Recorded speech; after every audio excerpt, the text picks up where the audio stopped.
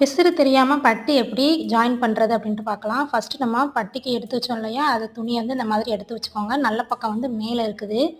இப்போ அடுத்து நம்ம ப்ளவுஸோட முன் பக்கத்தையும் நம்ம இந்த மாதிரி வச்சுக்கலாம். நல்ல பக்கமும் இந்த மாதிரி இருக்கணும். இப்போ இந்த பீஸை அப்படியே இந்த மாதிரி போட்டுக்கணும்.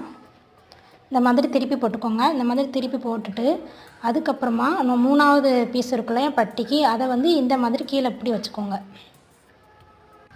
இந்த மாதிரி தான் வைக்கணும். நம்ம இப்படி உள்ளதை இப்படி திருப்பி போட்டு இதை இப்படியும் கீழே உள்ளதை இந்த மாதிரி வச்சுட்டு இப்படி நம்ம ஸ்டிச் பண்ணிட வேண்டியது தான்.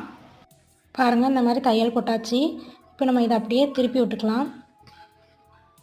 திருப்பி விட்டு பார்த்தோம் அப்படின்னா நமக்கு வந்து இங்கே ஜாயிண்ட் ஆகிருக்கும். பின்னாடி பார்த்தீங்க அப்படின்னா பிசுறு தெரியாது. இப்போது இதுக்கு மேலே வந்து ஒரு அமுக்கு தையல் போட்டுட்டு கீழே வந்து நம்ம எந்த அளவுக்கு வேணுமோ அந்த அளவுக்கு மடித்து வச்சுக்கலாம். பிசுறு தெரியாமல் பட்டி வந்து நம்ம ஜாயின் பண்ணியாச்சு.